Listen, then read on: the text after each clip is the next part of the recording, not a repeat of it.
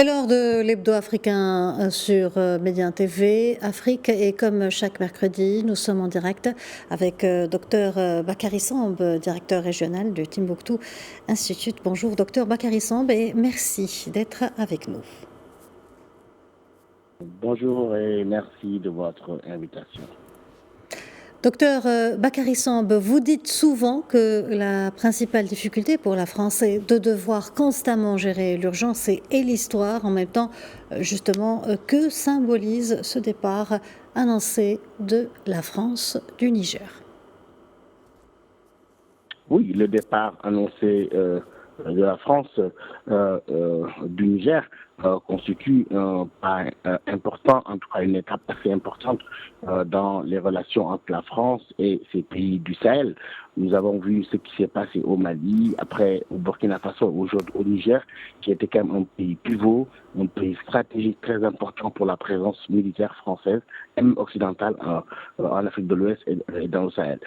Cela veut dire qu'aujourd'hui, nous sommes entrés dans une nouvelle ère où la contestation des présences militaires va aller crescendo et que de plus en plus les sociétés civiles, les populations locales vont mettre la pression sur les dirigeants, mais aussi la rue africaine, la rue dans les pays du Sahel, va avoir son mot à dire sur les questions sécuritaires qui jadis étaient réservées au gouvernement et à une certaine élite. Donc c'est véritablement un déclic qui, à mon avis, avait expliqué même l'entêtement d'Emmanuel Macron au début de la crise à vouloir accéder à la demande de la junte, parce que certainement cela va annoncer une nouvelle période qui risque d'être difficile pour la France dans la région.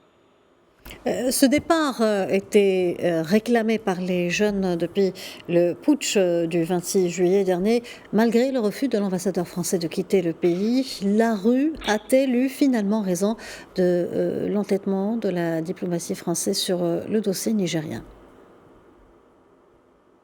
Oui, on a vu que depuis le début de la crise, c'est comme si chacun des acteurs, aussi bien les acteurs de la junte vis-à-vis de la CEDEAO et de la communauté internationale, mais aussi la France, chacun voulait faire bonne figure pour ne pas perdre la face, si j'ose dire. Mais au bout du compte, on voit que cette pression montante a pu jouer sur la balance.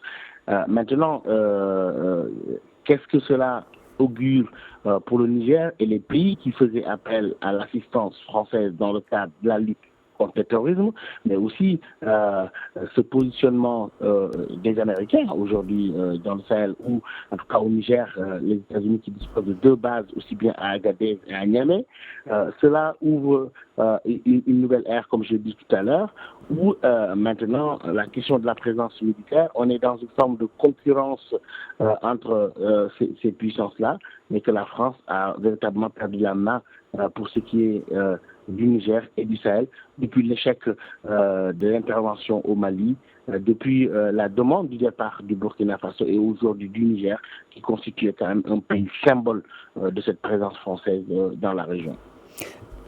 Justement,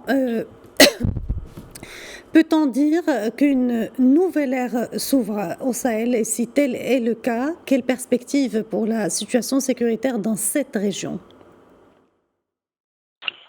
Oui, au-delà des discours, on peut voir qu'il y a l'effet d'un mimétisme sans discernement, facilité par les réseaux sociaux, une jeunesse désenchantée, parfois peu éduquée, aliénée et vulnérable parfois au radicalisme et au populisme assaisonné de l'effet de propagande russe peut-être. C'est une recette explosive contre les intérêts français en Afrique francophone. Et on peut dire qu'aujourd'hui, le processus de lutte pour la deuxième décolonisation, si on ose dire, la deuxième décolonisation par le bas, semble inexorablement enclenché. Je crois qu'aujourd'hui, l'aube d'un nouveau cycle historique semble se profiler au Sahel et en Afrique de l'Ouest.